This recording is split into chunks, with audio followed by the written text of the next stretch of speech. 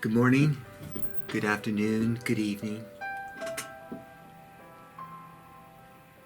Endurance is often a word that is simply used in reference to athleticism or exercise. But in today's circumstances, it's a word I think a lot of us are adapting to, adjusting to, striving for, to endure, right? In the past, there have certainly been tragic realities within human history, within the human condition, that has had people have to endure catastrophic moments, great loss, economic deprivation, emotional deprivation. Of the most extreme I can think of would be the Holocaust. And when I think of the Holocaust, I think of people like Anne Frank or Corrie ten Boom or Elie Wiesel or Dietrich Bonhoeffer. All of them individuals' lives marked with the spirit of endurance. Though they all did not survive the Holocaust, their memory and the way in which they lived continues to survive within the human soul and inspire millions. They lived with a profound reliance and fortitude upon God.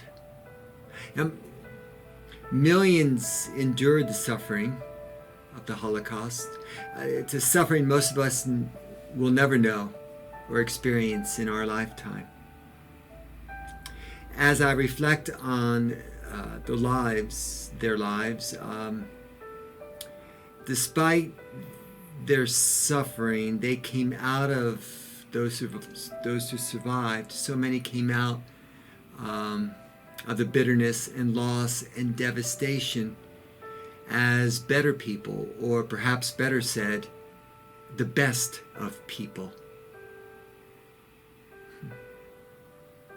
What is it, or what caused them to persevere, to hold on, to push through, to rise up time and time again to greater faithfulness?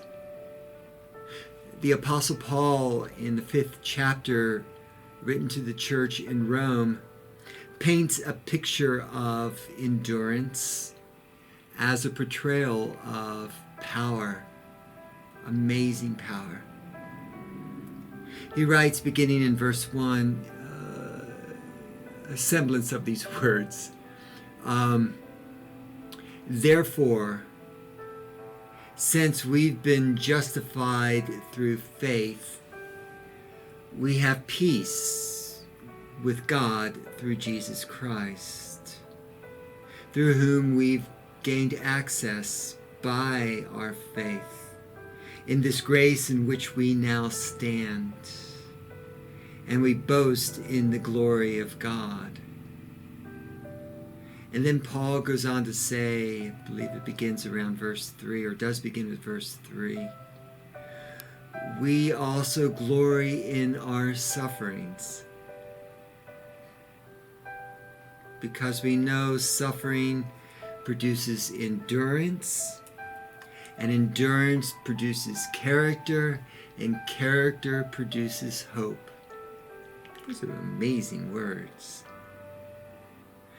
Paul begins the chapter really by reminding his readers that not only do we have peace with God through Jesus, we also get to experience God's favor, God's goodwill, God's loving kindness because of his work on the cross.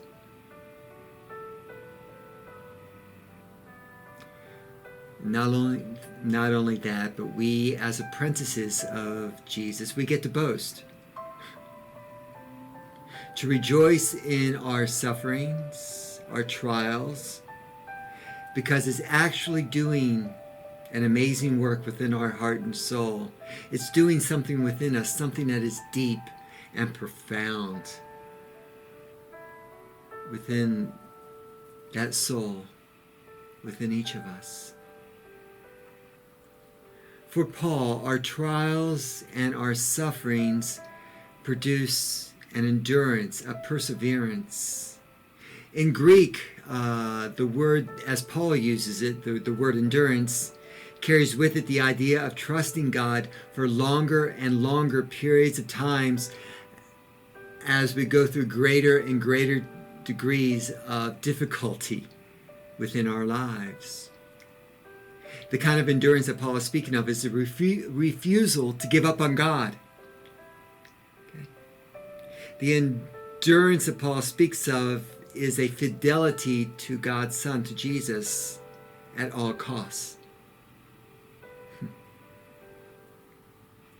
You know, Paul says that when we suffer, experience hardship, that this suffering produces within us character. Character, as Paul is using it here in the Greek, is meaning something like we have passed a test with flying colors, that we have encountered a suffering, a trial in life, and that we see this suffering, this trial, as an opportunity to trust even more in God. This is not some religious check mark, that we get, or passing some religious test. This is simply Paul's way of saying that we have endured suffering, and we have embraced and developed within ourselves a character that is a character that has the dimension of that is purifying and holistic.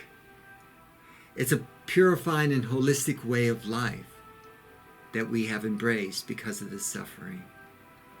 And it reveals a proven faith because we have not given up on God. As we endure, we gain the kind of character that leads us to want to lean upon God, to be faithful, and that we understand that we need God to sustain us.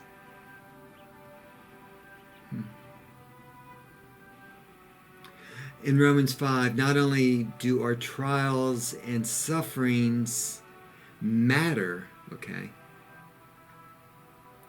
but it's how we respond to those trials and sufferings, okay?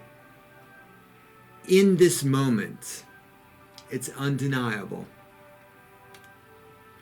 that we have and we will experience suffering.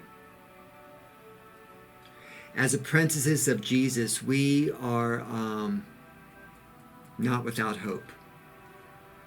Paul's pretty clear. Our endurance through suffering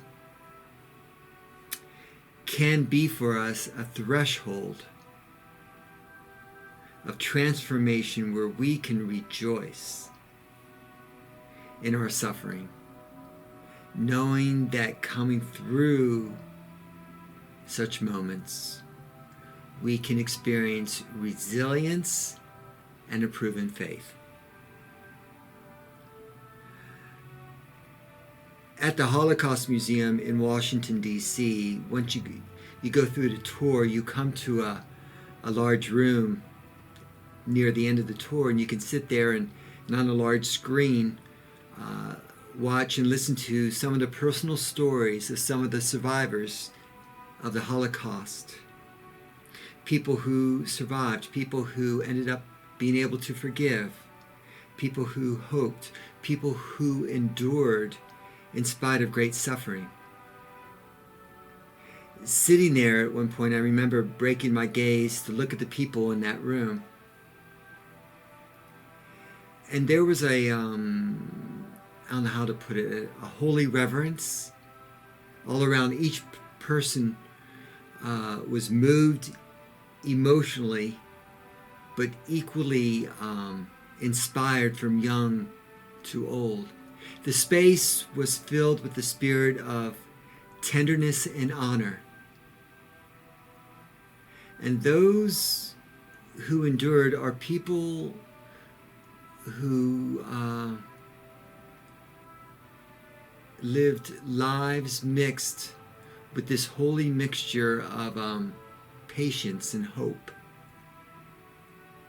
Corrie ten Boom said, if God sends us on strong paths in life, God will provide us strong shoes.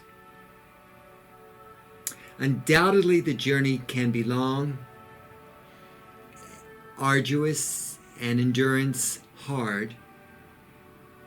Yet, in Corrie ten Boom's words, we're reminded that we had and will have everything we will need to withstand whatever life may bring. My hope is that you know the gift of God's presence in your suffering here and now. May it produce in you a holy and bold endurance that strengthens, purifies, and transforms. Peace be with you.